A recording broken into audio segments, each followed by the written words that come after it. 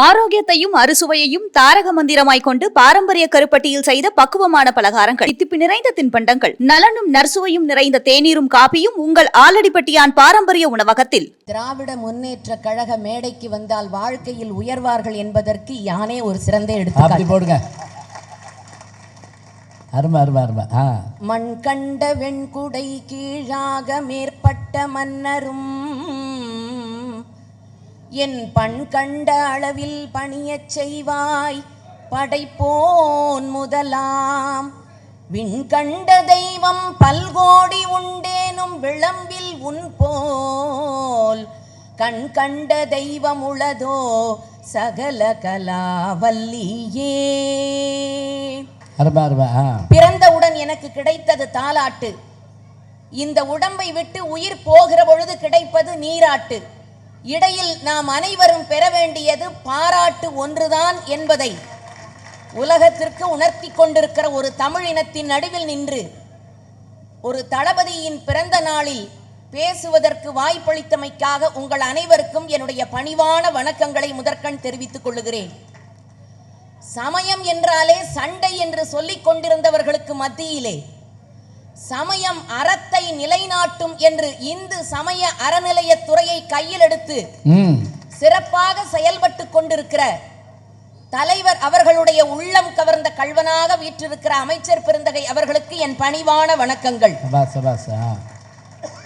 சமகால தமிழையும் தெரிந்து வைத்துக் கொண்டு சங்க தமிழையும் உடனழைத்து இரண்டு தமிழையும் இணைத்து செல்லுகிற ஒரு நடுவர் இன்றைக்கு தமிழ்நாட்டில் இருப்பார் என்று சொன்னால் அது எங்கள் கலைமாமணி ஞானசம்பந்தம் ஐயா என்று சொல்லுகிற அளவிற்கு அழகாக இந்த தலைப்பிற்கு அணி சேர்த்து நல்லதொரு தீர்ப்பினை வழங்க வந்திருக்கிற நடுவர் பெருந்தகை அவர்களுக்கு என் பணிவான வணக்கங்களை தெரிவித்துக் கொள்ளுகிறேன்.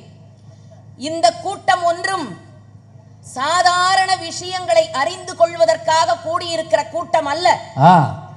இது பிரியாணிக்கும் குவார்ட்டருக்குமாக கூட்டி வைக்கப்பட்டிருக்கிற கூட்டம் அல்ல. ஒரு மிகப்பெரிய தானை தலைவனுடைய பிறந்த நாளை தமிழ் விழாவாக கொண்டாடி கொண்டிருக்கிறார். ஐயா, இன்றைக்கு என்ன அழகான ஒரு தலைப்பை கொடுத்திருக்கிறார்கள். நான் வட இந்தியாவை பார்க்கிறேன். தந்தையை கொன்றுவிட்டு எப்பொழுது ஆட்சிக்கு வந்து அமரலாம் என்ற வரலாறுகள் இதே வட இந்தியாவிலே உலாவிக் கொண்டிருந்த காலம். ஆனால் தந்தையினுடைய கலையை விஞ்சியதாக என்னுடைய கலை இருந்துவிடக் கூடாது என்று தந்தைக்கு இணையான கலைத்திறம் இருந்தாலும் கூட தந்தையை மதித்து அரசாட்சி நடத்துபவன் தான் தமிழன் என்பதை தென்னிந்தியா இன்றைக்கு இந்தியா இல்ல உலகம் முழுக்க காட்டியிருக்கிறது. அத்தகைய சிறப்பு பொருந்திய வரலாறு படைத்த வாழ்வியலான ஒரு தானை தலைவனுடைய புதல்வருக்கு இன்றைக்கு தமிழ் விழாவை நடத்தி கொண்டிருக்கிறோம். எதிரணியிலே இருந்து வந்து கேட்டார்கள், நீங்கள் பேசியதெல்லாம் எங்கள் அணிக்குத்தானே என்று சொன்னார்கள். உண்மைதான், நாங்கள் மறுக்கவில்லை. தலைவர் பெருந்தலைவர் மதிப்பிற்கு மரியாதைக்கு உரிய டாக்டர் கலைஞர் அவர்கள் எதை தெரியுமா சமகால தமிழாக மாற்றினார்? சங்க தமிழை சமகால தமிழாக மாற்றினார். அதுதான் நம்முடைய தலைவருக்கு இருந்த பெரிய சிறப்பு. ஒரே பாட்டுங்க, எங்க திருக்குறளை எடுத்து உலக மக்கள் படிக்க வேண்டும் என்பதற்காகத்தானே கன்னியாகுமரியிலே அவ்வளவு பெரிய திருவள்ளுவர் சிலையை வச்சாரு. சங்க பாட்டு ஒரு பாட்டுங்க, ரெண்டே வரி இப்ப சொல்றேன். சங்க தமிழ் தெரியாதவங்க கூட கலைஞருடைய இந்த ரெண்டு வரியை பார்த்து ரசிச்சான். சங்க தமிழ் தெரியாதவங்க கூட ரசிச்சான். எப்படி தெரியுமா? வெட்டியதால் பிழைத்தேன், வெட்டாமல் இருந்தால் செத்திருப்பேன். இது எதிரணியில் இருக்கிறவங்களுக்கு புரியாது, ஏன்னா அவங்கள சமகால தமிழ். இதுக்கு கோனார் உரையை தேடிக்கிட்டு இருப்பாங்க. திரும்ப ஒரு தடவை யோசிச்சு பாருங்க. வெட்டியதால் பிழைத்தேன், வெட்டாமல் இருந்தால் செத்திருப்பேன்னு எழுதினாரு கலைஞர். என்ன தெரியுமா பொருள்? இரவு நேரங்க, ஒருத்தி வீட்டுக்குள்ள இருந்து வெளியில வர்றா, இடுப்புல பானை நிறைய தண்ணி வச்சிருக்கிறா. அப்பெல்லாம் மின்சார விளக்கு கிடையாது சங்க காலத்துல. அப்படியே காலை வெளியில வச்சு வர்றா பாருங்க. அவ நடந்து வர பாதையில குறுக்க ஒரு பாம்பு ஓடிச்சு. இருட்டு தெரியல. திடீர்னு வானத்துல ஒரு மின்னல் வந்தது. அந்த மின்னல் வெளிச்சத்துல கீழே கிடந்தது பாம்புன்னு கண்டுபிடிச்சவ தாண்டி காலை வச்சா பிழைச்சிட்டா. இப்ப அந்த பாட்டை யோசிச்சு பாருங்க. வெட்டியதால் பிழைத்தேன், வெட்டாமல் இருந்திருந்தால் செத்திருப்பேன் என்று சங்க தமிழை கரைத்து குடித்து சமகால தமிழாக மாற்றி கொடுத்தவர் எங்கள் தானை தலைவர். அதுதாங்க சிறப்பு. அமைதியாக வருகின்ற வான்மதி இரவெல்லாம் நிலைத்து நிற்கிறது. அப்போதைக்கு அப்போது தோன்றி மறைகிறதே மின்னல், அது அப்போதே காணாமல் போய்விடுகிறது. ஆனால் நிலைத்து நிற்கிறதே. நமக்கென்று ஒரு வரலாறு இருக்கிறது, நமக்கென்று ஒரு பெரிய பாரம்பரியம் இருக்கிறது. ஒன்று சொல்லட்டுமா, கிரேக்கம் நம்மோடு தோன்றிய மொழி. ஆனா இன்னைக்கு கிரேக்கம் எவனுக்காவது தெரியுமானா ஏதென்ஸ் நகரத்தில் இருக்கிறவனே தெரியாதுங்கிறான். அதான் ஏதென்ஸ் நகரமே எங்க இருக்குன்னு இல்ல தெரியல. லத்தீன் மிகச்சிறந்த மொழி இருக்குதா?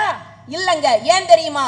லத்தீனிலே இருக்கிற 99% வார்த்தைகளை கடன் வாங்கி கொண்டு ஆங்கிலம் என்ற ஒரு மொழியாக அது மாறி போய்விட்டது. சீன மொழி உலகத்தில் மிகச்சிறந்த மொழி என்கிறார்களே, அந்த சீன மொழியை எழுதி முடிக்கணும்னா உங்களுக்கு ஒரு ஓவியம் போட தெரியணும், அப்பதான் சீன மொழியில எழுத முடியும். ஆகச்சிறந்த மொழி அரபு மொழி என்கிறார்களே, அதை ஒரு குறிப்பிட்ட சமயத்திற்குரிய மொழியாக சுருக்கி விட்டோம். ஹீப்ரு இயேசுநாதர் பேசிய மொழி என்கிறார்களே, இன்றைக்கு பாதிரிமார்களின் மொழியாக மாறி போய்விட்டது. சமஸ்கிருதம் தேவ பாஷை என்று சொல்லுகிறார்களே, யாராவது வீட்டு பாஷையாக அதை வைத்திருக்கிறார்களா? சமஸ்கிருதம் தெரிந்தவர்கள் கூட வீட்டு மொழியாக சமஸ்கிருதத்தை பேச மாட்டார்கள். கிரேக்கம் அழிந்து விட்டது, லத்தீன் உருமாறி விட்டது, அரபு மத மொழியாக போனது, ஹீப்ரு காணாமல் போனது, சமஸ்கிருதம் கடவுள் பாஷையானது.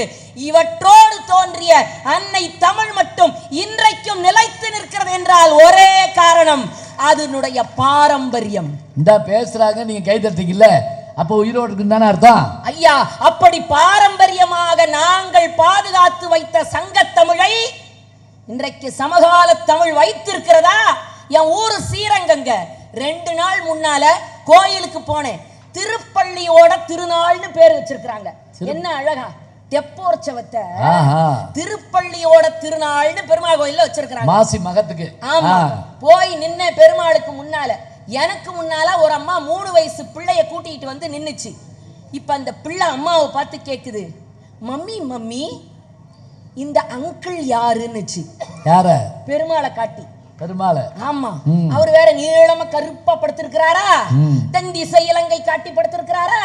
இது அது கேக்குது, இந்த அங்கிள் யாருன்னுச்சு. எனக்கு தூக்கி வாரி போட்டுச்சு. இந்த அம்மா எப்படிரா இது பதில் சொல்ல போகுதுன்னு ஆர்வமா காதை தீட்டிக்கிட்டு கேட்டேன். அந்த அம்மா சொல்லுது, இவர் தாண்டி பெருமாள் அங்கிள், ஸ்னேக் பெட்ல ஸ்லீப்பிங்ல இருக்கார் பத்தியா, இங்கே அங்கிளுக்கு ஒரு விஷ் பண்ணிக்க.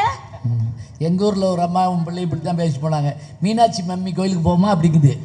மீனாட்சி மம்மி கோயிலா? மீனாட்சி அம்மன் மம்மி ஆயிடுச்சு. ஐயா, பைந்தமிழின் பின் சென்ற பச்சை பசும் கொண்டல்னு குமரகுருவரர் காலத்து தமிழை கொச்சையாக்கியவர்கள் சமகால தமிழர்கள். ஆமா. இங்க வந்து நின்னுகிட்டு பிச்சை, சுந்தர் பிச்சை, சுந்தர் பிச்சை, அத சுந்தரமா பேசுனீங்க. ஐயா, தமிழர்கள் ஒத்தந்தாங்க. ஊர்ல இருக்கிறவெல்லாம் கடற்கரையில சுள்ளியையும் சோழியையும் பொறுக்கிட்டு இருந்தாங்க, மற்ற நாட்டுல இருக்கிறவெல்லாம்.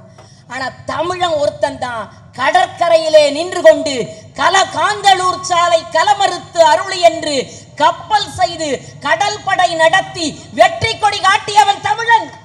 அது மட்டும் இல்ல, முத்து எடுத்தால முங்கி யோசிச்சு பாருங்க, பாண்டி நாட்டு முத்து. ஐயா, நமக்கு உலகத்துல இருக்கிறவெல்லாம் விலங்க அப்படியே வேட்டையாடி பச்சையா தின்னுகிட்டு இருந்தாங்க. ஆனா நம்ம தமிழன் தான் அதை சுட்டு, அதை பக்குவப்படுத்தி, அதை வாட்டி, அதை வதக்கி, அதை வறுத்து, அதை சுவைச்சு அத்தனை சாப்பிட முடியும்னு கண்டுபிடிச்ச தொழில்நுட்பவாதி தமிழன். பசிக்குதுமா நீங்க சொல்ல சொல்ல, நீங்க வாட்டுக்க எல்லாம் முடிஞ்சது. வதக்கி வாட்டி வறுத்து டெக்னிக்கல்னு இன்னைக்கு நீங்க சொல்றீங்களே, இந்த தொழில்நுட்பம் முழுக்க முழுக்க தமிழன் உலகத்திற்கு கொடுத்த கொடைங்க. அது மட்டுமா, அதை சாப்பிடுற முறையை பிரிச்சு வச்சான். எப்படி தெரியுமா? நீங்க முடிஞ்ச பிறகு நிச்சயமா இவ்வளவும் உங்களுக்கு உண்டு.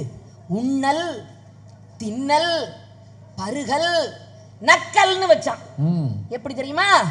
சாப்பாட்டை உண்ணலாம், தீனிய தின்னலாம், பாயசத்தை பருகலாம், ஊறுகாய நக்கலாம், 4 வகையா சாப்பிட முடியும்னு கத்து கொடுத்தவங்க தமிழ. இல்ல இப்படிலாம் மேல்நாட்டுல உண்டா? மேலே ஒரு ரொட்டி கீழே ஒரு ரொட்டி நடுவில் சிக்கன் பீஸ் தின்ட்டு போயிடுறான். நம்ம ஆளு ஊறுகாயிலேயே 16 வகை வச்சிருக்கான். அது மட்டுமாங்க, முக்கணியில் ஒரு கனி வைத்தால் இனிப்பு, சுண்டைக்காய் வெத்தலும் பாவக்காய் வெத்தலும் வச்சா கசப்பு, அப்படி காரவடைய வச்சா காரம், உப்பு ஏறினதுனால அது வேறு உப்பேரி, துவர்ப்பு போச்சா இல்ல போகலங்க, மாதுளம் பழத்தை எடுத்து அதன் முத்துக்களை நெய்யிலே வாட்டி அற்புதமாக துவர்ப்பு சுவை என்று ஒருவேளை உணவிலே அறுசுவையை வைத்து சாப்பிடு என்று உலகத்திற்கு கற்றுக் கொடுத்த இனம் தமிழினம். ஆனா இன்னைக்கு என்ன நிலைமை, எல்லாத்தையும் விட்டுட்டு ஜூமேட்டோலயும் ஸ்விக்கிலையும் ஆர்டர் பண்ணிட்டு குக் பண்ணி சாப்பிடுங்கடா புக் பண்ணி சாப்பிட்டுக்கிட்டு இருக்கிறீங்களே நீங்க எல்லாம் இன்னைக்கு சமகால தமிழ், இதுல வேற பேச்சு. நாங்க தான் தமிழர் பெருமையை காக்கிறோம். குக் பண்ணி சாப்பிடுறது பழைய காலம், புக் பண்ணி சாப்பிடுறது தான் புது காலம். அப்படி மாறி போச்சுங்களே.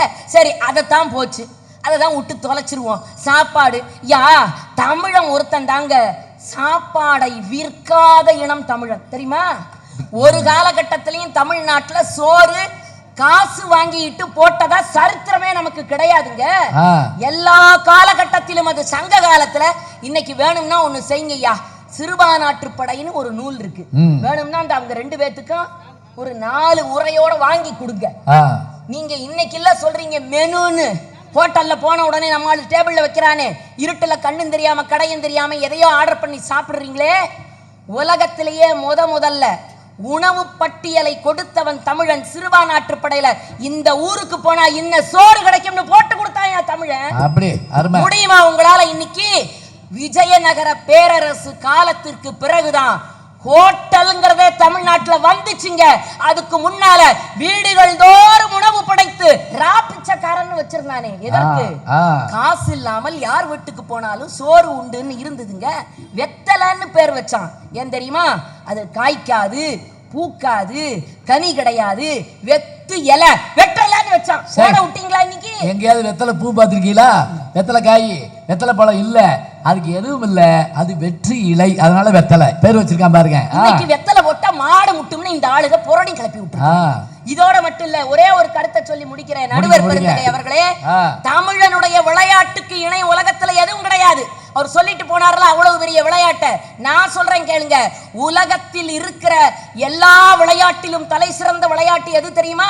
தமிழனுடைய விளையாட்டு. எப்படின்னு சொல்றேன், ஒருத்தன் கட்டி பிடிச்சு மண்ணில உருண்டு பிறண்டு அப்படி எழுந்து நிப்பான். ஏன் தெரியுமா? விளையாட்டில் கூட தீண்டாம இருக்க கூடாது என்பதை உலகத்திற்கு கற்றுக் கொடுத்தவன் தமிழன். கபடி விளையாட்டு.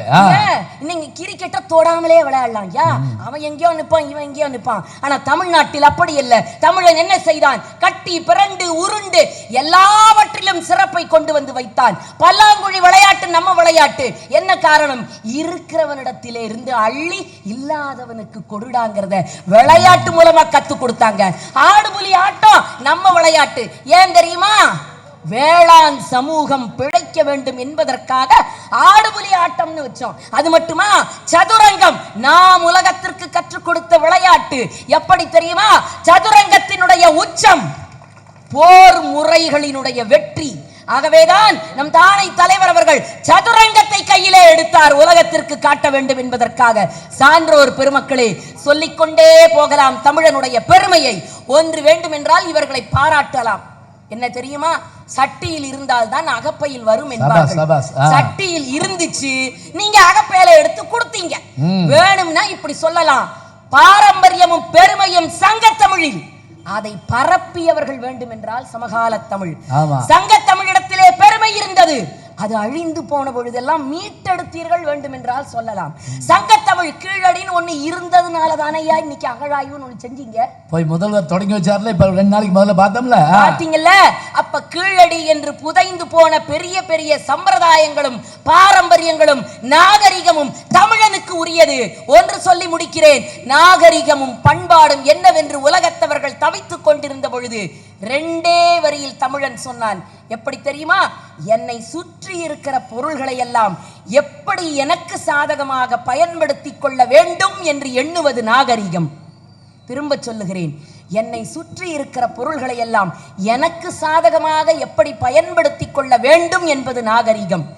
என்னை சுற்றி இருக்கிற பொருள்களை எல்லாம் என்னை சார்ந்தவர்களுக்கு சாதகமாக எப்படி பயன்படுத்துவது என்பது பண்பாடு. இந்த நாகரிகத்தையும் பண்பாட்டையும் உலகத்திற்கு கற்றுக் கொடுத்த ஒரு இனம் என்று சொன்னால் அது தமிழ இனம் என்ற காரணத்தினால் சான்றோர் பெருமக்களே, நாங்களும் சமகால தமிழுக்கு எதிரிகள் அல்ல. சங்க தமிழ் கைப்பிடித்து கொண்டு சமகால தமிழ் நடந்தால், மொழிப்பற்றோடு நீங்கள் விளங்கினால், தமிழன் வளர்த்த உணவு கலையை நீங்கள் வளர்த்தால், தமிழனுடைய அரசியல் நாகரிகத்தை நீங்கள் பின்பற்றினால், உங்களை காட்டிலும் மகிழ்ச்சி வெள்ளத்திலே நாங்கள் மிதப்போம். அடுத்த ஆண்டும் தலைவருடைய பிறந்த நாளை கொண்டாடுகிற பொழுது சமகால தமிழ் என்று நாங்கள் சொல்லுவோம் என்று சொல்லி உங்களிடமிருந்து விடைபெறுகிறேன். நன்றி, வணக்கம்.